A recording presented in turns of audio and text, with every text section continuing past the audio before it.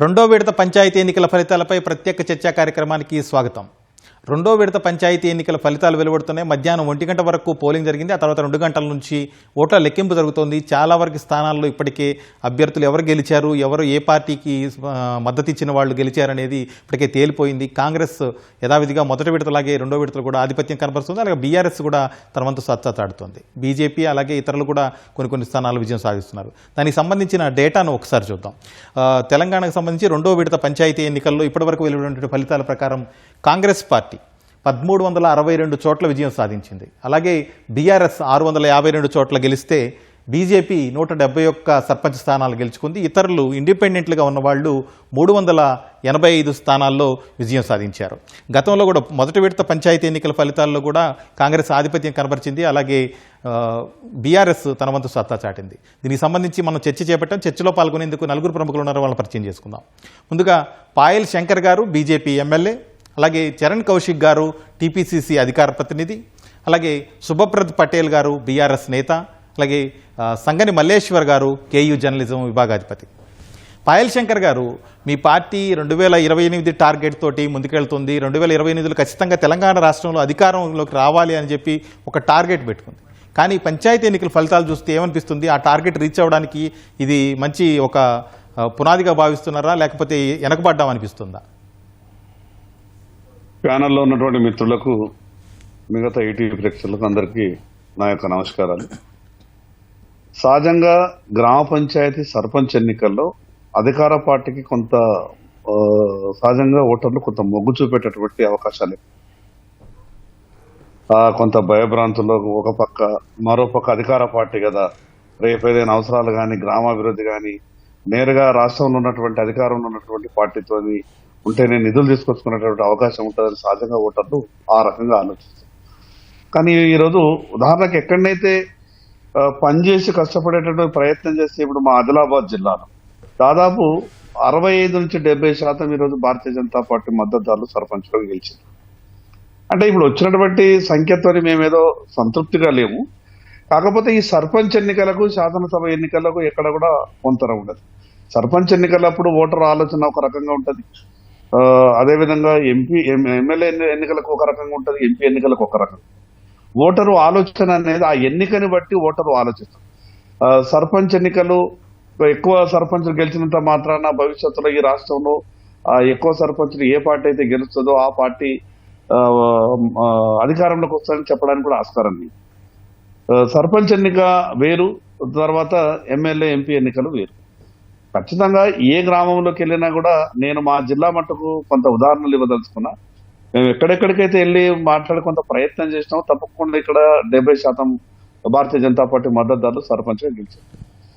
మిగతా దగ్గర కొంత మేము వెనకబడ్డాం. కానీ వెనకబడ్డ దానికన్నా ఎక్కువ ఇప్పుడు వచ్చినటువంటి సంఖ్య ఏదైతే ఉన్నదో మాకు వచ్చినటువంటి సంఖ్య బాగానే వచ్చింది. ఇంకా చాలా మంది కూడా దీంట్లో ఏమవుతుంది అని అంటే ఒక అంచనానే ఇస్తాం ఎవరు మద్దతుదారుడు అనేది. ఇప్పుడు మా రెబల్స్ కూడా ఈ జిల్లాలో ఇంకా చాలా గెలిచారు. ఆ లెక్కనేస్తే 80% ఈరోజు ఉమ్మడి ఆదిలాబాద్ జిల్లాలో 70 నుంచి 80% భారతీయ జనతా పార్టీ మద్దతు. శంకర్ గారు, మీరైతే 70 నుంచి 80% గెలిచామని చెబుతున్నారు. కానీ టెక్నికల్గా ఇప్పటివరకు వచ్చిన నెంబర్ల ప్రకారం చూస్తే కేవలం బీజేపీ రెండో విడత ఫలితాలు ఇప్పటివరకు వెలువడిన దాని ప్రకారం 173 చోట్ల మాత్రమే గెలిచింది. ఇప్పుడు నా దగ్గర ఉన్నటువంటి కేవలం నా నియోజకవర్గంలోనే నా ముందర లిస్ట్ ఉన్నది, గ్రామ పంచాయతీ పేర్లతో సహా 62 మంది ఇక్కడ మేము గెలిచాం. కేవలం నా అసెంబ్లీ నియోజకవర్గంతో చెప్తున్నాం. ఇక్కడ మిగతా పక్క అసెంబ్లీలు ఉన్నాయి, నిర్మల్ జిల్లా ఉన్నది, ఈరోజు అస్ఫాబాద్ జిల్లా ఉన్నది. నా దగ్గర మట్టుకే చెప్తా ఉన్నా, నా దగ్గర గ్రామ పంచాయతీలో సహా వాళ్ళ పేర్లతో సహా ఎక్కడెక్కడ ఎంత మెజారిటీతో గెలిచిందో ఇప్పటి వరకు వచ్చిన నాకు ప్రాథమిక సమాచారం. మీ వాళ్ళకి సమాచారం మొత్తం రాకపోవచ్చు భవిష్యత్. సరే, ఏదన్నా నేను మొత్తం డీటెయిల్ గా నేను ఇచ్చేటటువంటి ప్రయత్నం చేస్తా. ఉమ్మడి ఆదిలాబాద్ జిల్లాలో ఈరోజు 70% సర్పంచ్లు భారతీయ జనతా పార్టీ మద్దతుదారులు గెలిచారు. ఇంకా దాంట్లో మాకు రెబల్స్ కూడా ఇంకా చాలా మంది. సరే, ఓకే.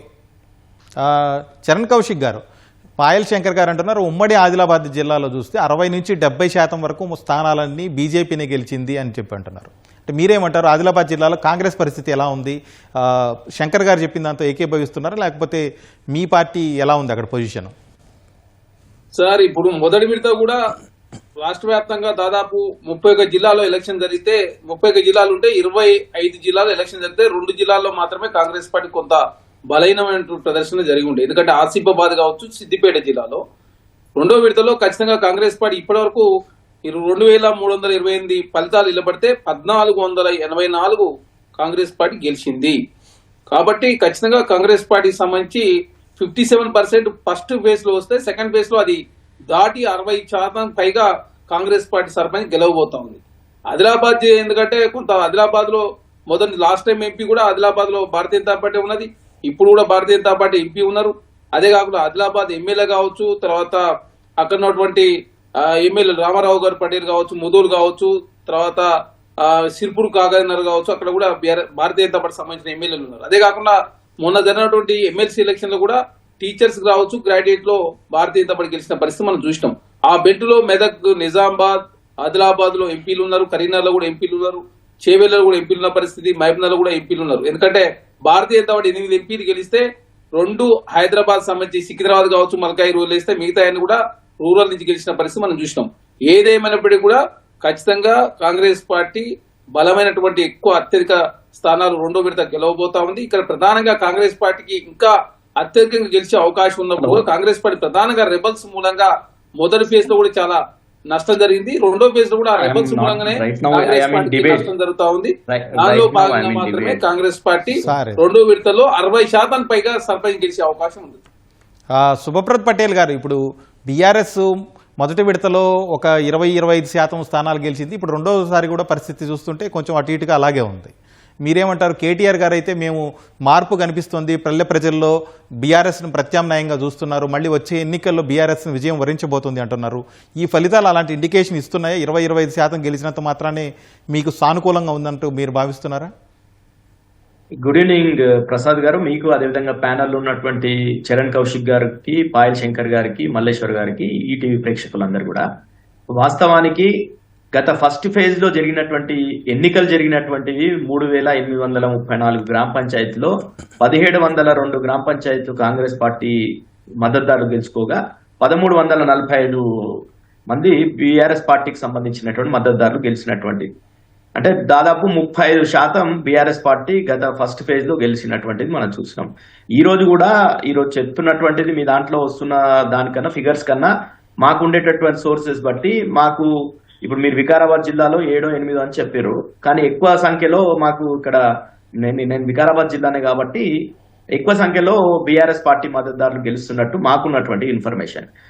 కాబట్టి కొంత ఇది ఏంటంటే పార్టీ సింబల్ ఉండదు కాబట్టి కొంత వేరియేషన్స్, కొంతమంది అధికార పార్టీ ఉంది కాబట్టి అధికార పార్టీకి వ్యతిరేకంగా అన్ని పార్టీలు కలిసి గ్రామంలో ఉన్నటువంటి బీఆర్ఎస్ కావచ్చు, కొంతమంది ఎవరో బీజేపీ వాళ్ళు, కమ్యూనిస్ట్ వాళ్ళు అందరు కలిసి ఎన్నికల్లో పోటీ చేయడం జరుగుతుంది. అది ప్రతిపక్షంగానే మేజర్ గా బీఆర్ఎస్ అనేది ఉంటది, కానీ రిజల్ట్ వచ్చిన తర్వాత ఇండిపెండెంట్ అంటారు. అట్లాంటి పరిస్థితి కూడా కొన్ని సందర్భాల్లో ఉంటది. వాస్తవానికి ఏంటంటే వీళ్ళు చేసినటువంటి ప్రయత్నాలు, ముఖ్యమంత్రి రేవంత్ రెడ్డి గారు గతంలో ఎవ్వరు కూడా ఇట్లా ప్రతి ప్రజాపాలన వారోత్సవాలు అని చెప్పేసి ప్రతి జిల్లాకు పోయి ఆయన చేసినటువంటి ప్రచారం చాలా, ఒక ముఖ్యమంత్రి స్థాయిలో సర్పంచ్ ఎన్నికలకు ప్రచారం చేయడం అనేది ఇది చరిత్రలో మొదటిసారిగా. ఆయన చెప్పినటువంటి విషయాలు మనం అంతా కూడా ఒకసారి గుర్తు చేసుకుంటే, ఇంద్రమ్మ చీరలు కట్టుకొని అన్నకు మద్దతుగా మీరు ఓట్లేయండి అని చెప్పిర్రు. ఎక్కడ కూడా ఎవరు కూడా ఒక్కరన్నా, కనీసం ఒక్క మహిళనన్నా నేను పోయి అక్కడ నా ఓటును కూడా ఈరోజు కోట్పల్లి తాండూరు నియోజకవర్గం కోట్పల్లి గ్రామంలో నేను ఓటు వినియోగించుకున్నా, ఎవరు కూడా నాకు ఇంద్రమ్మ చీరలు కట్టుకొని ఓట్లు వేసినటువంటి వాళ్ళు లేరు. అంటే ఈరోజు ముఖ్యమంత్రి గారిని ఖాతరు చేయనట్టే కదా. అంటే ఈరోజు విషయం ఏంటంటే ముఖ్యమంత్రి గారు చాలా చెప్పారు, ఎవరైతే మంత్రుల దగ్గరికి వచ్చి కూర్చొని పని చేయించుకునేటటువంటి వాళ్ళు, ఎమ్మెల్యేల దగ్గరికి వచ్చి కూర్చొని పని చేయించుకునేటువంటి వాళ్ళకు మాత్రమే మీరు ఓట్లు వేసి గెలిపియండి, లేకపోతే మీకు అభివృద్ధి జరగదు గ్రామాల్లో అని ఇండైరెక్ట్ గా ముఖ్యమంత్రి గారు ప్రతి జిల్లాకు తిరిగి బ్లాక్ మెయిలింగ్ చేసినటువంటి పరిస్థితి చూసినాము. అదే విధంగా ఎన్ని ఆగడాలు చేయాలనో కాంగ్రెస్ నాయకత్వం ఎంత చేయాలనో అంత చేసింది. మనం దాని నల్గొండ జిల్లాలో ఏం జరిగిందో చూసినాం.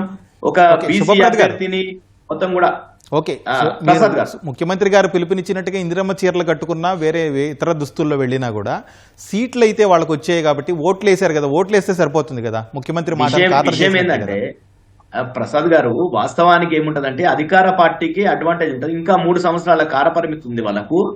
కాబట్టి వీళ్ళు నిజంగానే ఈ రోజు కాంగ్రెస్ కి అంత బలం ఉందనుకొని వీళ్ళు భావిస్తే ఎంపీటీసీ జెడ్పీటీసీ ఎన్నికలు కావచ్చు, మున్సిపాలిటీ ఎన్నికలు కావచ్చు, వీళ్ళంతా కూడా పెట్టడానికి 2 సంవత్సరాలుగా ఓన్లీ కేవలంగా బీసీ రిజర్వేషన్ల నేపం పెడుతూ ఈరోజు 42% మేము బీసీలకు ఇచ్చే ఎన్నికలకు పోతామని చెప్పేసి పెద్ద మోసం చేసి బీసీలకు ఈరోజు ఎన్నికలకు పోయి అత్యంత తక్కువ, గతంలో ఎప్పుడు రానంత 17% మాత్రమే బీసీలకు రిజర్వేషన్ ఇచ్చినటువంటి పరిస్థితి ఈరోజు కాంగ్రెస్ గవర్నమెంట్ లో ఉంది. అయినప్పటికీ ఈరోజు గతంలో బీఆర్ఎస్ ప్రభుత్వం ఉన్నప్పుడు కూడా ఎన్నికలు జరిగితే దాదాపు 64% సీట్లు బీఆర్ఎస్ పార్టీ మద్దతుదారులు గెలిచారు. ఈ రోజు చూసుకుంటే ఫస్ట్ ఫేజ్ కావచ్చు, ఇప్పుడు కావచ్చు, అండర్ 50 కన్నా తక్కువనే ఈ రోజు కాంగ్రెస్ పార్టీ మద్దతుదారులు గెలిచినటువంటిది మనకు తెలుస్తుంది స్పష్టంగా. కాబట్టి 50 కన్నా అబోవ్ 50 కన్నా ఎక్కువ ఎవరు అంటే అది ప్రతిపక్షాలు ఉన్నారు. బీజేపీ చూసుకుంటే గతంలో చూసుకుంటే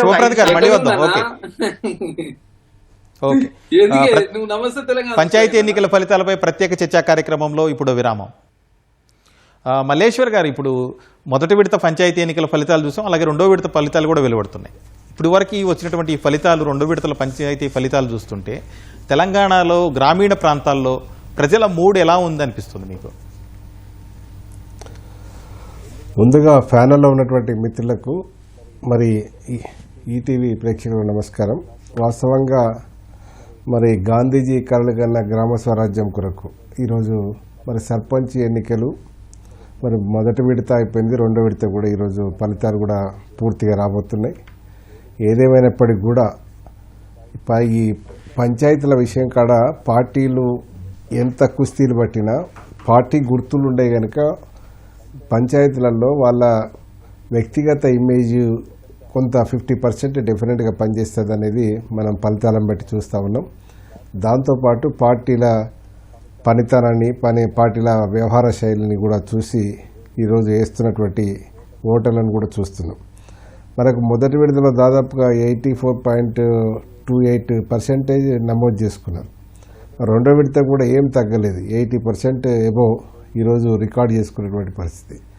ఇక్కడ మనం గమనించాల్సింది ఏంటంటే కాంగ్రెస్ పార్టీ సరే, ఇప్పుడు మనము అన్న చెప్పినట్టు ఇక్కడ అధికార పార్టీకి ఓట్లు వేయడం వల్ల గ్రామ పంచాయతీలు అభివృద్ధి చెందుతాయి అనేది కొంత ప్రచారం చేసుకోవడంలో కానీ వారికి ఓటర్ నమ్మడంలో కానీ ఒక అవకాశం ఉంది. ఆ పద్ధతిలోనే కొంత ఆదరణ చూపెట్టినట్టు ఇక్కడ అవపడతా ఉన్నది. ఏదేమైనప్పటికీ కూడా పంచాయతీలలో మరి కాంగ్రెస్కి కొంత అనుకూలంగానే వచ్చింది. కాకపోతే ఇక్కడ ఇంకా రావాల్సినంత రాకపోవడానికి బలమైన కారణం కూడా ఇక్కడ మనం రికార్డు చేసుకుంటే 42% రిజర్వేషన్స్ బీసీలకు ఇచ్చే విషయంలో మనకు శాసనసభలో తీర్మానం చేసిన విషయంలో కావచ్చు, తర్వాత ఆర్డినెన్స్ తీసుకొచ్చిన విషయంలో కావచ్చు, జీవో నెంబర్ 9 తీసుకొచ్చిన విషయంలో కావచ్చు, కొంత కాంగ్రెస్ ప్రయత్నం అయితే చేసింది కులగణన చేసి. ఇక్కడ మన పబ్లిక్లో చేరిన అంశం ఏంటంటే బీజేపీ అడ్డుకుంటుంది అనే ఒక ప్రచారం అయితే సీరియస్గా ఉన్నది. ఎందుకంటే ఆర్డినెన్స్ రాజ్భవన్ దగ్గర ఆగడం కానీ, పార్లమెంట్లో చర్చ చేయకపోవడం కానీ, ఇవన్నీ కూడా కొంత బీజేపీకి రావాల్సినంత మైలేజ్ రాలేదు అనేది ఫలితాలను బట్టి మనకు అర్థమవుతుంది. ఎందుకంటే వాస్తవంగా పాయల్ శంకర్ అన్న ఆదిలాబాద్ జిల్లా ఎమ్మెల్యేగా ఉన్నాడు. మరి శాసనసభ వేదికగా ఆయన కాంగ్రెస్ పార్టీ తీర్మానం పెడితే మద్దతు ఇచ్చినటువంటి పరిస్థితి ఉంది. ఇప్పుడు అక్కడ కూడా మనం ఆశాజనకంగా ఏం రాలేదు. బీజేపీకి 166 మనకు మొత్తం సర్పంచులు ఉంటే 61 కాంగ్రెస్ వచ్చింది, 59 బీఆర్ఎస్ వచ్చింది, 10 బీజేపీ తీసుకునేటువంటి పరిస్థితి ఫస్ట్ చూస్తుంది. అయితే శంకర్ గారు మీరు మాట్లాడుతారు. ఓకే, అయితే ఇక్కడ నేనే ఇప్పుడు ప్రధానంగా ఏం చెప్తున్నామంటే శంకరన్న లాంటి కొంత బీసీ వాది, ఒక బీసీ బలమైన బీసీ గొంతుక దగ్గర ఈ పరిస్థితి ఉన్నదంటే రాష్ట్ర వ్యాప్తంగా ఏ పద్ధతిలో ఉన్నదనేది మనం చూస్తూ ఉన్నాం. ఎందుకంటే కొన్ని దాదాపుగా వరంగల్, ములుగు, జనగాం, మెదక్, పెద్దపల్లిలో ఒక్క స్థానం అంటే ఒక్క స్థానం బోని చేయలేదు బీజేపీ. మరి అది ఫస్ట్ ఫేజ్లో ఎట్లా జరిగిందంటే ఇప్పటి వరకు వచ్చినటువంటి ఫలితాలలో భద్రాద్రి కొత్తగూడెం జిల్లా కావచ్చు, జనగాం, మహబాద్, మంచిర్యాల, ములుగు, పెద్దపల్లి, ఖమ్మం ఇక్కడ కూడా బోని చేయలేదంటే బీజేపీ మీద కొంత బీసీ వాదం ఎఫెక్ట్ ఉన్నదనేది మనం గ్రహించాల్సినటువంటి అవసరం ఉంది. ఎందుకంటే ఇప్పుడు మనకు లక్కీ ఏంటంటే సరే 42% అనౌన్స్ చేసిరు, ఇయ్యలేదు, గుర్తులు లేవు కదా అని పంచాయతీ సరే కోర్టు డైరెక్షనా లేకపోతే కేంద్ర ప్రభుత్వం ఇవ్వాల్సినటువంటి నిధులు ల్యాబ్స్ అయితే అనే ఉద్దేశంగా ఎన్నికలకు కాంగ్రెస్ పోయింది. కానీ అదే దాదాపుగా కొంచెం మార్జిన్ తోటి 41 పాయింట్ చేంజ్ ఈరోజు జనరల్ స్థానాలలో కూడా గెలిచినటువంటి పరిస్థితి మనం రికార్డు చూస్తే అర్థమవుతా ఉన్నది. మరి ఏదేమైనప్పటికీ కూడా మనం ఈ 42% కనుక రీచ్ అయ్యే విధంగా ఇప్పటికీ కూడా మరి బీజేపీ కానీ కాంగ్రెస్ కానీ కొంత ముందు చూపుతోటి ఇప్పటికైనా దాన్ని ఎందుకంటే రాజ్యాంగంలో ఎక్కడ కూడా మనం ఏమన్నా ఇంద్ర సాహనికి కృష్ణమూర్తి కేసులు చెప్పుకుంటున్నాం కానీ ఎక్కడ ఆపమని చెప్పాలి. కనీసం విద్యా ఉద్యోగ రిజర్వేషన్ అడగడం లేదు. ఆ పంచాయతీ పక్కన పెట్టి కనీసం స్థానిక సంస్థల్లో కూడా ఏయా రాష్ట్రాలకు అవకాశం కనుక ఇచ్చే విధంగా ఈ రెండు తెలంగాణ రాష్ట్ర ఏర్పాటులో రెండు పార్టీలు ఏ పద్ధతిలో ముందుకొచ్చినాయో ఆ పద్ధతిలో ఇక్కడ మరి కొంత ముందు చూపుతోటి చేయాల్సినటువంటి అవసరం. పార్లమెంట్లో కనీసం ఇప్పుడు పార్లమెంట్లో చర్చ జరుగుతారన్నా రేపు భవిష్యత్తులో ఎంపీటీసీ కన్నా అవకాశాలు ఉంటాయనేది నేను భావిస్తా ఉన్నా. ఏదేమైనా కొంత బీసీ వాదం సరే ఇప్పుడు కొంత మనకు ఒక వ్యక్తుల పరంగా కూడా కొంత ఇమేజ్ బాగా పనిచేస్తుంది అనేది మనకు క్లియర్గా అవపడుతూ ఉన్నది. ఆ పద్ధతిలో మనకు ఇప్పుడు ఎందుకంటే బీసీ ఆచరణలో చూపెట్టే విషయంలో కొన్ని రెండు పార్టీలు కూడా కొంత నష్టం చేసే అవకాశం అవపడుతూ ఉన్నది.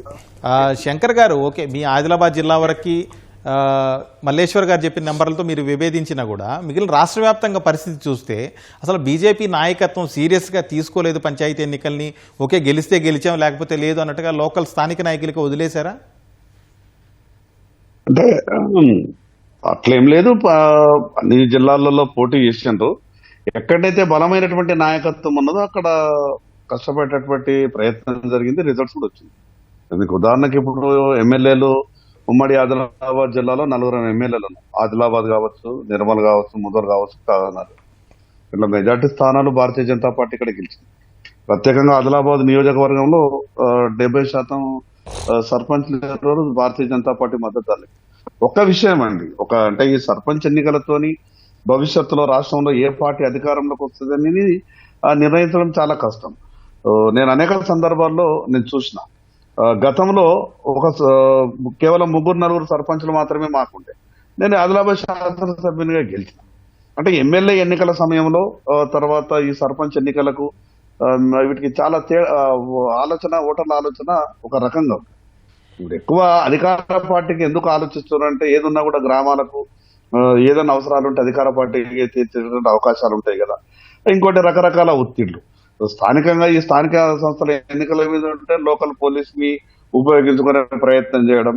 ఇప్పుడు ఏంటంటే చిన్న గ్రామ పంచాయతీలో సర్పంచ్ ఎన్నికలు 5 ఓట్లు 10 ఓట్ల తేడాతోని అటు ఇటు అయితే ఇప్పుడు 5-10 ఓట్ల తేడా 20 ఓట్ల తేడా. ఇప్పుడు పోలింగ్ జరిగేటప్పుడు కూడా కొన్ని గ్రామ పంచాయతీలలో అనవసరంగా పోలీసు ఎక్కడనైతే యాక్టివ్ గా ఉంటారో అక్కడ ఆ వ్యక్తుల వల్ల సర్పంచ్ గెలిచేటటువంటి అవకాశం ఉంటుందో వాళ్ళని జబర్దస్తిగా లిఫ్ట్ చేయడం, పోలీస్ స్టేషన్ లో 8 గంటలకు 9 గంటలకు తీసుకెళ్లి 12:30 వరకు అక్కడనే ఉండడం, వాళ్ళకి ఉంచడం, ఈ రకంగా చేయడం వల్ల అక్కడ కొంత అధికార పార్టీ కొంత ఇబ్బంది పెట్టేటటువంటి ప్రయత్నం చేసింది.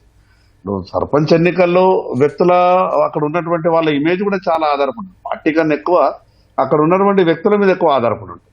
సరే, అధికారంలో ఉన్నటువంటి వాళ్ళు సహజంగా పోటీ చేసేటటువంటి వాళ్ళు కూడా అధికార పార్టీ తరఫున మనం ఉంటే కొంత అవకాశాలు ఎక్కువ ఉంటాయేమని ఆశతో కూడా కొంతమంది పోటీ చేయడానికి ముందుకు వస్తారు. ఇప్పుడు గ్రామాలలో ఈ స్థానిక సంస్థల్లో మళ్ళీ ఎంపీటీసీ జడ్పీటీసీ వేరు. సర్పంచ్ ఎన్నిక అనేది ఒక ప్రత్యేకమైన పరిస్థితులు ఉంటాయి గ్రామాల్లో. దీంట్లో ఎక్కువ సర్పంచ్లు గెలిచిన వాళ్ళు అధికారంలోకి రావాలని లేదు, తక్కువ వచ్చిన వాళ్ళు రావద్దు అనేది ఎక్కడ కూడా లేదు. ఎక్కడ చూసినా కూడా భారతీయ జనతా పార్టీకి అనుకూలమైన, మీరు అనొచ్చు సంఖ్యనే రాలేదు కదా మీకు ఎక్కడ అనుకూలమైనటువంటి వాతావరణం ఉన్నది అనేది మిగతా విషయాలు మీరు మాట్లాడచ్చు. కానీ మాకు ఒక నమ్మక విశ్వాసం ఉంది. ఎందుకంటే ఇప్పుడు మా ఉమ్మడి జిల్లానే చూడాలి. ఇప్పుడు నేను ఎక్కడికి వెళ్ళైతే నా నియోజకవర్గంలో పర్టికులర్గా అయితే ఎక్కడికైతే వెళ్ళినామో ఇంకా మాకు రెబల్స్ ఉన్నారు. రెబల్స్ లేకుండా మా రెబల్స్ లేకుంటే మాకు 80% అవకాశాలు.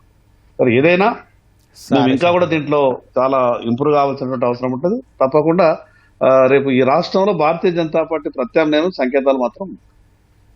ఓకే సార్, ఎన్నికల ఫలితాలపై ప్రత్యేక చర్చా కార్యక్రమంలో ఇప్పుడు విరామం.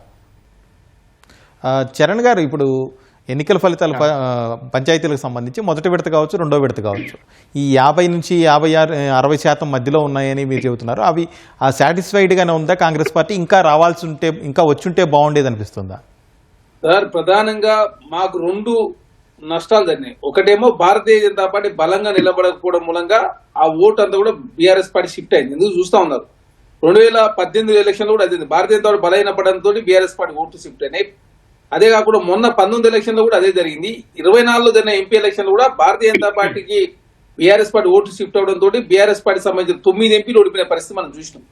జూబ్లీస్ ఎలక్షన్ కూడా మన బలంగా భారతీయ జనతా పార్టీ నిలబడడంతో బీఆర్ఎస్ పార్టీ సెకండ్ వచ్చిన పరిస్థితి మనం చూసినాం. ఇక్కడ కూడా భారతీయ జనతా పార్టీ చాలా బలంగా పోటీ చేసి ఉంటే ఖచ్చితంగా కాంగ్రెస్ పార్టీ సునాయాసంగా ఇంకా ఎక్కువ సర్పంచ్ స్థానాలు గెలిచేది. అదే కాకుండా మా పార్టీలో రెబల్స్ మూలంగా ప్రధానంగా మాకు చాలా సీట్లలో నష్టం జరిగిన మాట వాస్తవం. అది ఫస్ట్ ఫేజ్ లో అయింది, సెకండ్ ఫేజ్ లో కూడా అదే అయింది. ఫస్ట్ ఫేజ్ లో మాకు నష్టం జరుగుతుంటే దాదాపు 57.32% కాంగ్రెస్ పార్టీకి వస్తే బీఆర్ఎస్ పార్టీకి 27.6, బీజేపీ 4.5, సిపిఎం 0.5, సిపిఐ 0.5, స్వతంత్రులకు 9.47 వచ్చిన పరిస్థితి మనం చూసినాం. కాబట్టి సెకండ్ ఫేజ్ లో కూడా అత్యధికంగా ఇండిపెండెంట్ కూడా గెలుస్తా ఉన్నారు. కాంగ్రెస్ పార్టీ ఫస్ట్ ఫేజ్ కన్నా సెకండ్ ఫేజ్ లో ఇంకా ఎక్కువ సర్పంచ్ స్థానాలు గెలుస్తా ఉంది. కాబట్టి భారతీయ జనతా పార్టీ ఆదిలాబాద్ లాంటి జిల్లాలో బలంగా ఉన్నప్పటికీ అక్కడనే భారతీయ జనతా పార్టీ సరైన అభ్యర్థి నిలపకపోవడం, అదేవిధంగా సర్పంచ్ ఎలక్షన్లు పడుచుకోకపోవడం మూలంగా ప్రధానంగా అది కాంగ్రెస్ పార్టీకి నష్టం జరుగుతూ బీఆర్ఎస్ పార్టీ కొంత మేలు జరిగిన కనపడతాయి. ఏంటంటే ఏ ఎలక్షన్ చూసినా అదే పరిస్థితి. ఎందుకంటే మన జరిగినటువంటి గార్డియన్ టీచర్స్ కరీంనగర్ కావచ్చు, అదే జరిగింది. అక్కడ బీఆర్ఎస్ పార్టీ పోటీ చేయడం కాంగ్రెస్ పార్టీ గెలిచింది. అదే కాకుండా మహబూబ్నగర్ లో లోకల్ బాడీ ఎమ్మెల్సీ ఎలక్షన్ లో కాంగ్రెస్ పార్టీ బీఆర్ఎస్ పార్టీ పోటీ, భారతీయ జనతా పార్టీ 200 ఓట్లు ఉంటే అవి బీఆర్ఎస్ పార్టీ షిఫ్ట్ అయిన పరిస్థితి మనం చూసినాం. 3 పార్టీల మధ్య దగ్గర పోటీ ఉన్నప్పుడు అది ప్రధానంగా కాంగ్రెస్ పార్టీకి కలిసి వస్తా ఉంది. ఆ భారతీయ జనతా పార్టీ మధ్యలో ఎలిమినేట్ కావడంతో ప్రధానంగా బీఆర్ఎస్ పార్టీ కొంత సర్పంచ్ స్థానాలు పెరిగినాయి. ఖచ్చితంగా సెకండ్ ఫేజ్ లో 60% తక్కువ కాకుండా కాంగ్రెస్ పార్టీ సంబంధించిన సర్పంచ్ అభ్యర్థులు గెలుస్తా ఉన్నారు. అదే కాకుండా ఇండిపెండెంట్ కూడా ప్రధానంగా కాంగ్రెస్ పార్టీకి రెబల్ గా పోటీ చేసిన వాళ్ళు మాత్రమే చాలా మంది ఇండిపెండెంట్ ఉన్నారు. ఈ రెబల్స్ కు కాంగ్రెస్ పార్టీ మధ్య పోటీలో కొన్ని స్థానాల్లో బీఆర్ఎస్ పార్టీ కూడా గెలుస్తా ఉంది. కాబట్టి రెబల్స్ మూలంగా మాత్రమే కాంగ్రెస్ పార్టీ నష్టం జరిగింది తప్ప ఖచ్చితంగా కాంగ్రెస్ పార్టీ సంబంధించి మేమేమనుకున్నాం, అన్ని వాటి కన్నా 51% ఉంటే చాలు అనుకున్నాం. 60% దగ్గరగా వస్తా ఉంది. అదే కాకుండా ఇంకా పెరుగుతా ఉంది. కాబట్టి ఖచ్చితంగా కాంగ్రెస్ పార్టీగా ప్రజలకు ఇచ్చిన హామీ నెరవేర్చే ప్రయత్నం, గ్రామీణ అదేవిధంగా సర్పంచులను బలోపేతం చేసే ప్రయత్నంలో, గ్రామాలను బలంగా తీర్చిదిద్దే ప్రయత్నంలో కాంగ్రెస్ పార్టీ ముందుకు పోతా ఉంది. ఖచ్చితంగా భవిష్యత్తులో గ్రామాలను అభివృద్ధి పదవులు ముందుకు తీసే ప్రయత్నంలో కాంగ్రెస్ ప్రభుత్వం ముందుకు పోతుంది. శుభప్రద్ పటేల్ గారు, ఇప్పుడు చరణ్ గారు అన్నట్టుగా ఎక్కడైతే బీజేపీ పూర్తి బలహీనం కావడం, లేకపోతే సరైన అభ్యర్థులు నిలబెట్టకపోవడం, పోటీలో రేసులో లేకపోవడం వల్లే ఆ ఓట్లు ఇటు షిఫ్ట్ అయ్యి బీఆర్ఎస్కి కొన్ని వచ్చాయి తప్ప లేకపోతే బీఆర్ఎస్కి ఈ స్థాయిలో వచ్చేటివి కాదు అంటున్నారు. మీరేమంటారు? ప్రసాద్ గారు, మనం 2023 ఎన్నికల్లో చూసుకుంటే చరణ్ గారు అన్నట్టు ఈరోజు కాంగ్రెస్ పార్టీ అధికారంలోనే ఉండకుండే, బీజేపీ కరెక్ట్ గా ఫైట్ చేస్తుంటే కాంగ్రెస్ పార్టీ అధికారంలో ఉండకపోతుండే చరణ్ గారి మాటల వర్షన్ ప్రకారంగా చూస్తే. ఎందుకంటే ఎప్పుడైనా కానీ ప్రజలు నిర్ణయిస్తారు ఎవరు అధికారంలో ఉన్నా ప్రతిపక్ష పాత్ర ఎవరికి ఇవ్వాలనేది ప్రజలు నిర్ణయిస్తారు. డెఫినెట్ గా మొన్న జూబ్లీస్ ఎన్నికల్లో కూడా ఇదే చెప్పారు. బీజేపీ వాళ్ళు కావచ్చు, కాంగ్రెస్ వాళ్ళు కావచ్చు, ఏం చెప్పారు, మా మీద ఎంపీ ఎలక్షన్ లో 0 వచ్చింది బీఆర్ఎస్ పార్టీకి, తర్వాత ఎమ్మెల్సీ ఎన్నికల్లో పోటీ చేయలేకపోయింది, కాబట్టి అసలు జూబ్లీస్ లో బీఆర్ఎస్ పార్టీకి ఓట్లే పడాయన్నారు. చాలా తీవ్రమైనటువంటి పోటీ ఇచ్చినప్పటికీ వాళ్ళు అధికారంలో ఉన్నటువంటి అధికార బలంతో మొత్తం కూడా డప్పులు కావచ్చు, ప్రలోభాలు కావచ్చు, ఎన్ని రకాలుగా చేయాలనో అన్ని రకాలుగా చేసి జూబ్లీస్ గెలిచిన 2వ స్థానం ఎవరికి వచ్చింది? బీఆర్ఎస్ పార్టీకి వచ్చింది. ఈ రోజు కూడా సర్పంచ్ ఎన్నికల్లో కూడా బీఆర్ఎస్ పార్టీకి సెకండ్ ప్లేస్ ఎందుకు వస్తుందంటే, ప్రతిపక్షంగా బీఆర్ఎస్ పార్టీ ప్రతి అంశంలో ఈరోజు ప్రభుత్వాన్ని నిలదీస్తుంది. 6 గ్యారంటీల విషయం కావచ్చు, ఆ 400 హామీల విషయం కావచ్చు, ప్రజలకు వాళ్ళు ఏదైతే హామీలు ఇచ్చిర్రో, రైతులకు సంబంధించి రైతు బంధు కావచ్చు, మహిళలకు సంబంధించి 2500 కావచ్చు, పెన్షన్దారుల పెంపు కావచ్చు, పెన్షన్ల పెంపు కావచ్చు, అనేక రకాల హామీలు ఇచ్చి వీళ్ళు ఈ రోజు అయితే ఏదైతే అధికారంలో వచ్చిర్రో ఆ అన్ని హామీలన్నీ కూడా తుంగలు తొక్కిర్రు. ఈ రోజు చాలా విషయాలు చెప్తున్నారు, కానీ ఇప్పటి వరకు కూడా సన్నాలకు బోనస్ ఇస్తామన్నారు. ఈ రోజు కూడా సన్నాలకు గత సీజన్లకు సంబంధించినటువంటి రైతులకు సన్న ఓట్లకు సంబంధించినటువంటి బోనస్ పైసలు పడలేవు. ఈ రోజు ఇట్లా వీళ్ళు చెప్పినటువంటి మాటలు ఒక రకంగా ఉన్నాయి, మాటలేమో కోటలు దాటుతున్నాయి, చేతలేమో గడప కూడా దాటున్నటువంటి పరిస్థితి రేవంత్ రెడ్డి గారి పాలనలో చూస్తున్నాం. కాబట్టే ఈరోజు ఎన్ని ప్రలోభాలు పెట్టినా ఏం చేసినా వాళ్ళ అధికారాన్ని మొత్తం కూడా వినియోగించి బలమైన అభ్యర్థులను మా పార్టీ నుండే పోటీ చేయాలి, మా పార్టీ తరఫుననే ఉండాలని చెప్పేసి ఎన్ని ప్రలోభాలకు గురి చేసినా ఏం చేసినా కానీ ఈ రోజు ఈ రిజల్ట్ చూస్తే తప్పకుండా ప్రతిపక్షంగా బీఆర్ఎస్ పార్టీ ఫైట్ చేస్తుంది. ప్రజల మద్దతు ముఖ్యంగా గ్రామీణ ప్రాంతాల్లో గత ఎన్నికల్లో చూసుకుంటే 2023 ఎన్నికల్లో చూస్తే మాకు హైదరాబాద్ జిహెచ్ఎంసీ లిమిట్ లో కాంగ్రెస్ పార్టీకి ఒక్క స్థానం కూడా రాలే. ఈరోజు మాకు మా ఆ రోజు ఉన్నటువంటి మా మిత్రపక్షంగా ఉన్న ఎంఐఎంకు తప్ప ఒక్క స్థానం కూడా కాంగ్రెస్ పార్టీకి రానటువంటి పరిస్థితి. కానీ ఈ రోజు ఆ రోజు ఏదైతే గ్రామీణ ప్రాంతాల్లో మేము పట్టు కోల్పోయినామో ఈరోజు మళ్ళీ తిరిగి కూడా ఈరోజు గ్రామీణ ప్రాంతాల్లో మొత్తం కూడా గులాబీ వికసిస్తున్నది. 100%గా అందరూ కూడా గ్రామీణ ప్రాంతంలో ఏ విధంగా నష్టపోయినా ముఖ్యంగా ఉండేదేంది, మెజార్టీగా ఉండేటటువంటి వాళ్ళు రైతులు, రైతు కూలీలు. వీళ్ళు ఇచ్చినటువంటిది ఏంది, రైతులకే కాదు కౌలు రైతులకు కూడా మేము పెట్టుబడి సాయం ఇస్తామన్నారు. అది ఎక్కడ పోయిందో చరణ్ కౌశిక్ గారికి తెలియాలి. ఈ రోజు బీజేపీ కూడా ఈ రోజు పాయల్ శంకర్ గారు మాట్లాడుతూ ఇదేదో ఈ ఎన్నికకు ఆ ఎన్నికకు పొంతనుండదు గ్రామీణ ప్రాంతంలో అంటే ఈ రోజు గ్రామీణ ప్రాంతంలో ప్రజలు బీజేపీని నోవేర్ గా చేసినటువంటి పరిస్థితి, కన్సిడర్ చేయనటువంటి పరిస్థితి ఎందుకు వచ్చింది? బీజేపీ అనేది ప్రతిపక్ష పాత్ర నిర్వహించకుండా మనం చూసినామా? ఒక్క సందర్భంలో అన్నా కానీ అధికార పార్టీకి వ్యతిరేకంగా ఒక ధర్నాలు చేయడం, గ్రామీణ ప్రాంతం నుండి ఒక ఉద్యమాన్ని చేయడం కావచ్చు, ప్రజల పక్షాన్ని నిలవడం, రైతుల పక్షాన్ని నిలవడం, మహిళల పక్షాన్ని నిలవడం అటువంటి పోరాటం ఎక్కడ కూడా చేయలేదు. కాబట్టే ఈ రోజు కొన్ని జిల్లాలు చూసుకుంటే ఖమ్మం జిల్లాలో 0, వరంగల్లో 0, యాదాద్రి భువనగిరిలో 1, కొత్తగూడెంలో 0, ములుగులో 0, జనగాంలో 0, భూపాలపల్లిలో 1, గద్వాల్లో 1, నల్గొండలో 1, ఇట్లా సూర్యాపేటలో 1, ఇట్లా వాళ్ళ పరిస్థితి ఏ విధంగా సింగిల్ డిజిట్ కి పరిమితం అయ్యేటటువంటి పరిస్థితి ఈరోజు బీజేపీకి రావడానికి కారణం ఏంటంటే వాళ్ళు అధికార పక్షంతోని కొమ్ము కాస్తున్నారు. స్పష్టంగా ఈరోజు దేశవ్యాప్తంగా కాంగ్రెస్ బీజేపీ రెండు కొట్లాడుతున్నట్టు కనిపించినా తెలంగాణ విషయానికి వస్తే బలమైనటువంటి ప్రతిపక్షం కేసీఆర్ గారిని, బీఆర్ఎస్ పార్టీని ప్రజల నుండి దూరం చేసే ఉద్దేశంతో రెండు పార్టీలు ఏకమైపోయి ఈరోజు రెండు పార్టీల ఫైట్ మొత్తం కూడా బీఆర్ఎస్ పార్టీ వైపున కొట్లాడుతున్నట్టు చూసినాం. ఈరోజు అయినప్పటికీ ప్రజలందరి మద్దతు బీఆర్ఎస్ పక్షాన ఉన్నది. గత ఫస్ట్ స్టేజ్ లో 30% వచ్చినాయి. ఇప్పుడు కూడా తప్పకుండా మెజార్టీ స్థానాలు మాకు వస్తున్నాయి. మాకు ఒక బూస్టింగ్ లాగా ఇది పనిచేస్తుంది. తప్పకుండా 2028లో జరిగేటటువంటి ఎన్నికల్లో తెలంగాణలో బీఆర్ఎస్ పార్టీకి మంచి మెసేజ్ ఉంటుంది. అదేవిధంగా ఇది సింబల్ లేని ఎన్నికలు. సింబల్ లేకపోతే ఏమైతుందంటే ఆ వ్యక్తి ఇన్ఫ్లుయెన్స్ ఉంటుంది. వ్యక్తి కావచ్చు, ఆయన కుల ఇన్ఫ్లుయెన్స్ కావచ్చు, ఇవన్నీ ఇన్ఫ్లుయెన్స్ సింబల్ మీద ఉంటే తప్పకుండా ఇంకా వీళ్ళకు కాంగ్రెస్ కి ఇంకా చేదు అనుభవం వస్తుంది. తప్పకుండా సింబల్ ఎన్నికలు పెట్టండి. ఎంపీటీసీ కావచ్చు, జెడ్పీటీసీ కావచ్చు, మున్సిపల్ ఎన్నికలు కావచ్చు, జిహెచ్ఎంసీ ఎన్నికలు పెడితే 100%గా కాంగ్రెస్ పార్టీకి ప్రజలు గుణపాఠం చెప్పడానికి ఇది ఒక మంచి సంకేతాన్ని ఇచ్చిందని మేమైతే భావిస్తున్నాం. మల్లేశ్వర్ గారు, ఇప్పుడు పంచాయతీ ఎన్నికలంటే సహజంగా గ్రామీణ సమస్యలు, అక్కడ ఉన్నటువంటి ఇబ్బందులు, వాటి తీర్చడం, పరిష్కరించడం, వీటి మీద ఎక్కువగా జరగాలి అనేటువంటి ఉద్దేశంతో గ్రామసీమలు విలసిల్లాలంటే స్థానిక నాయకత్వం పటిష్టంగా ఉండాలి, గ్రామీణ వ్యవస్థలు బాగుండాలి, అందుకని ఈ ఎన్నికలు నిర్వహిస్తారు. కానీ ఇవి కూడా చూస్తే ఒక రకమైన శాసనసభ, లోక్సభ ఎన్నికల్లాగా మారిపోయి ప్రలోభాలకు గురి చేయడం, పెద్ద ఎత్తున డబ్బుల పంపిణీ, మద్యం పంపిణీ, బంగారు వెండి వస్తువుల పంపిణీ కావచ్చు, ఇలాంటివన్నీ పెద్ద ఎత్తున పంపిణీ చేస్తున్నారు. అవి పోలీసులు, ఎన్నికల అధికారులు ఇప్పటికే చాలా సీజ్ చేశారు 2 విడతల్లో కూడా. ఎందుకు ఇలా మారిపోయింది గ్రామీణ ఎన్నికల వ్యవస్థ? ఎక్కడ లోపం ఉంది?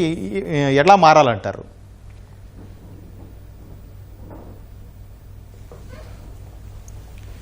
హలో మల్లేశ్వర్ గారు. హలో మల్లేశ్వర్ గారు, వినపడుతుందా సార్? సార్ అయితే ఇప్పుడు ఎలక్షన్ కమిషన్ నిఘా కరువైందనేది ప్రధానం కాదు. కానీ ఇప్పుడు నాకు తెలిసిన ఒక ఓటర్ ఇంట్లో 18,000 రూపాయలు వచ్చినాయని చెప్తున్నారు.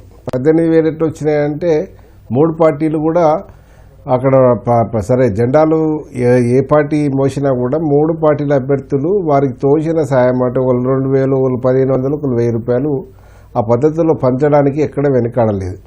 మీకు విచిత్రం ఏంటంటే చాలా ఇప్పుడు ఒక దగ్గర అయితే ఇంతకుముందు సంగారెడ్డి దగ్గర ఒక సోషల్ మీడియాలో జరుగుతుంది, ఓటుకు 40,000 రూపాయలు ఇచ్చి బంగారం ఏదో పావుతులమో అర్ధతులమో ఇచ్చినటువంటి సందర్భం కూడా చెప్తా ఉన్నారు. ఇక్కడ ఏది ఏమైనా కొంత ఎలక్షన్ కమిషన్ నిఘా కంటే ఏంటంటే అభ్యర్థులలో అవేర్నెస్ కూడా ఓటర్లలో కొంత రావాల్సినటువంటి అవసరం ఉన్నది. ఎందుకంటే గ్రామ పంచాయతీలకు మనకు అభివృద్ధి కావాలంటే అక్కడ ఒక వ్యక్తి పార్టీ ఏ పార్టీ వాడని చూడకుండా వ్యక్తిగతంగా వారి ఇమేజ్ని చూసుకొని వారు, ఎందుకంటే అది స్వయం పాలన కొనసాగించే పద్ధతిలో పంచాయతీలు ఉంటాయి కనుక ఆ పద్ధతిలో మరి పోవాల్సినటువంటి అవసరం ఉంది.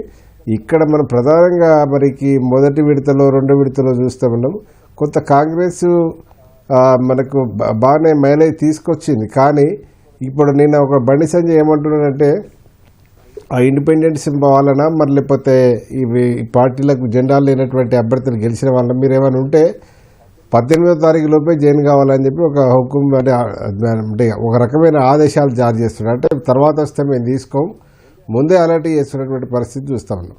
ఇప్పుడు అదే రకంగా మిగతా పార్టీ వాళ్ళని కూడా ఇప్పుడు ఎవరు చూసినా అధికార పార్టీ వైపు కొంత మొగ్గే అవకాశం ఉన్నది. ఇప్పుడు బీఆర్ఎస్ మద్దతుతోటి గెలిచిన వాళ్ళు కూడా ఈ భవిష్యత్తులో అంటే కొద్ది రోజుల్లో మరి పూర్తిగా వాళ్ళు ఇదే పార్టీతోటి మరి అంటగాగుతారా అనేది కూడా మనకు ఒక ప్రశ్నార్థకమైనటువంటి పరిస్థితి. ఎందుకంటే ఇక్కడ గుర్తులు లేవు, ఎక్కడ ఒక మద్దతుతోటి గెలిచినటువంటి పరిస్థితి చూసినాం. ఇప్పుడు మనకు నేను ఇంతకుముందు చెప్పిన బీసీ వాదము బలంగా నడుస్తూ ఉన్నదనే దానికి మీకు హన్మకొండ కాన్స్టిట్యున్సీలో దాదాపుగా 69% బీసీ ఓట్లు బీసీ సర్పంచులు గెలిచారు. అందులో రిజర్వ్డ్ 26 గెలిస్తే జనరల్లో 22 స్థానాలు గెలిచినటువంటి పరిస్థితి హన్మకొండలో నమోదు చేసుకున్నారు. సేమ్ టైము పెద్దపల్లిలో కూడా జనరల్లో 38 స్థానాలు బీసీలు కైవసం చేసుకున్నారు.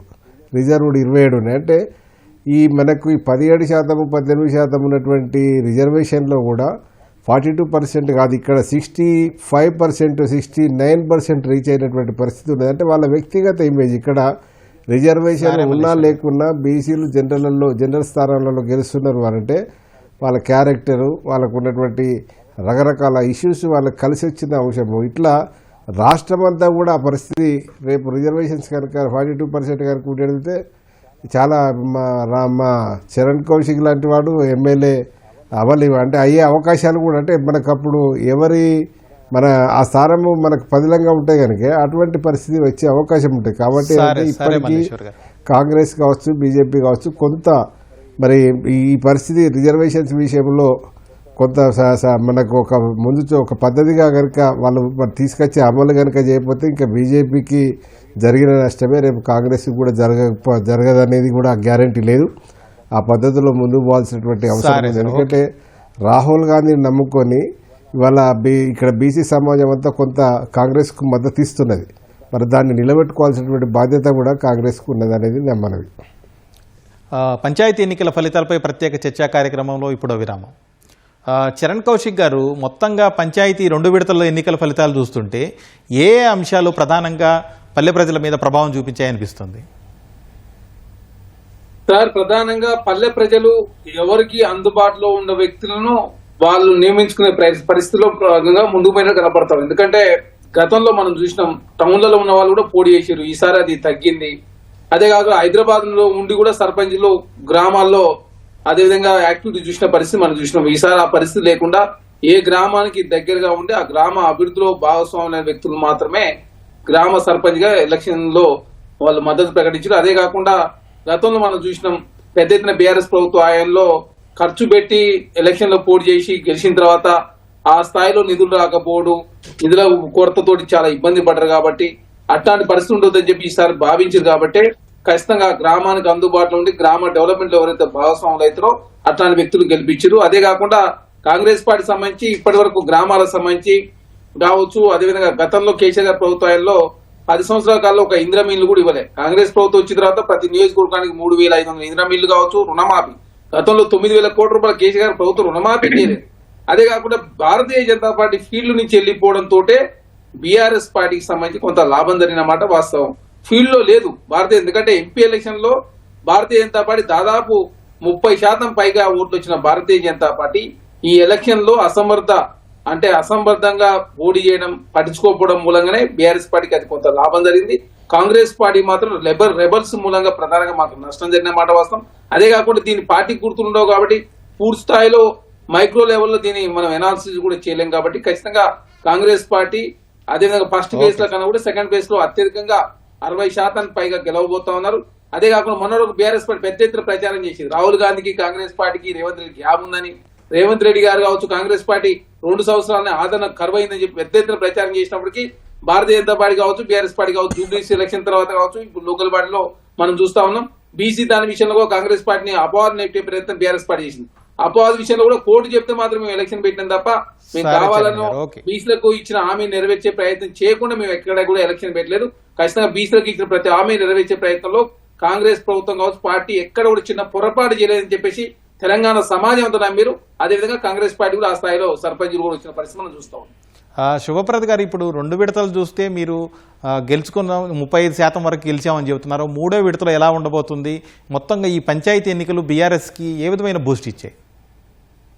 డెఫినెట్ గా ప్రసాద్ గారు, విషయం ఏంటంటే ఈ రోజు పంచాయతీ ఎన్నికలు, ముఖ్యంగా ఈ సర్పంచ్ ఎన్నికలు ఇక్కడ కూడా సింబల్ ఉండదు కాబట్టి కొంతమేర అక్కడ ఉండేటటువంటి అభ్యర్థులు మేము కాంగ్రెస్ ఉన్నా కానీ మమ్మల్ని చూసేయండి అని చెప్పేటటువంటి పరిస్థితి ఉంటది. అక్కడ బంధుత్వం కావచ్చు, వాళ్ళ సామాజిక వర్గం కావచ్చు, ఇవన్నీ కూడా ఇన్ఫ్లుయెన్స్ చేస్తాయి.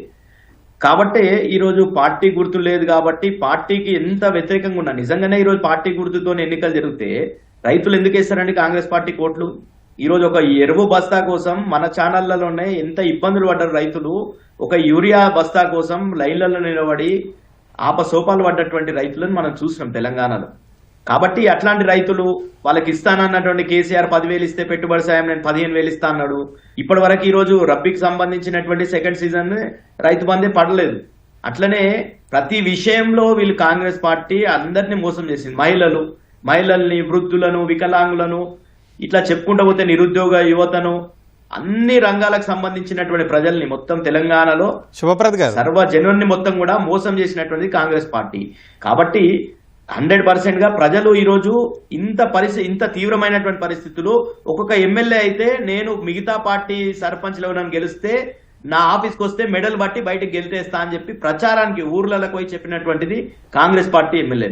ఈ రోజు అట్లాంటి పరిస్థితి. చాలా మంది కాంగ్రెస్ పార్టీ ఎమ్మెల్యేలను కూడా ఊర్లలో పోతే తరిమి కొట్టినటువంటి చూసినాం మనం. ఎస్ఎస్విని రెడ్డిని కావచ్చు, మిగతా ఎడమ బొజ్జు ఆయనను కావచ్చు, ఇట్లాంటి కొన్ని గ్రామాల్లో ఎమ్మెల్యేలు ప్రచారానికి వస్తే మా ఊర్లోకి రావద్దని చెప్పి తరిమి కొట్టినటువంటి పరిస్థితి ఎప్పుడు చూడలే. అట్లాంటి పరిస్థితి ఈ రోజు ఉన్నదంటే 100% ప్రజలు మార్పు కోరుకుంటున్నారు.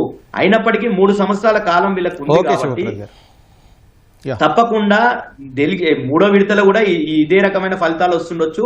100% ప్రజలు నెక్స్ట్ మార్పు కోరుకుంటున్నారనేది స్పష్టంగా అర్థమవుతుంది.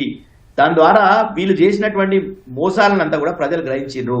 కాబట్టి వీళ్ళు ఈ రోజు రేవంత్ రెడ్డి గారికి ఈ రోజు విద్యార్థుల ఫుడ్ పాయిజన్ అయితే వాళ్ళకి మెస్ లో మంచి భోజనం పెట్టేటటువంటి పరిస్థితి లేదు రేవంత్ రెడ్డి గారు. కానీ మెస్సీతో ఫుట్బాల్ ఆడడానికి మాత్రం సమయం కేటాయించి గంటల సమయము, రోజుల కొద్ది ప్రాక్టీస్, కోట్ల రూపాయలు వెచ్చించి ప్రాక్టీస్ కి ఆయన ఇవన్నీ కూడా చేసుకున్నటువంటి ప్రజలు గమనిస్తారు కదా.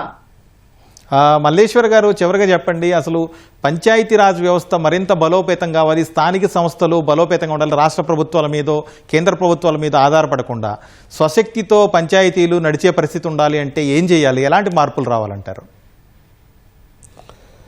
ఇప్పుడు పంచాయతీరాజ్ చట్టము మరి 2018 సవరణ తర్వాత మొన్న కొంత ప్రయత్నం చేసిర్రు. గ్రామ పంచాయతీలలో కొంత మార్పు తీసుకొచ్చే ప్రయత్నం బీఆర్ఎస్ చేసింది. కానీ ఈరోజు దాదాపుగా ఆ చేసిన పనులకు బీఆర్ఎస్ అధికారంలో ఉండే వాళ్ళకు పనులకు బిల్లులు ఇవ్వక చాలామంది ఆత్మహత్య చేసుకొని ఇలా రాజకీయాలంటేనే చాలా మనకు విరక్తితోటి ఉన్నటువంటి పరిస్థితి మన గత ప్రభుత్వం చూసినాం. మరి ఆ బిల్లులన్నా కనీసం కాంగ్రెస్ అది కంటిన్యూ చేస్తుందేమో అని కొంత ఆశపడ్డారు. కానీ అది కూడా కొంత అంటే ఆశాజనకంగా జరగలేదు. కొంత ఇబ్బందులతోటి కూడుకున్న ఇవాళ ఈరోజు గ్రామ పంచాయతీలలో పోటీ చేసిన వాళ్ళు ఎవరైనా ఉన్నారు అనంటే ఇక మనకు బిల్లులు రాకపోయినా పర్వాలేదు, మనం గ్రామ పంచాయతీ అభివృద్ధి కోసం మన స్వశక్తితోటి పాటుపడదాము రేపు అనే దాని మీదనే కొంత ప్రయత్నం చేసిర్రు.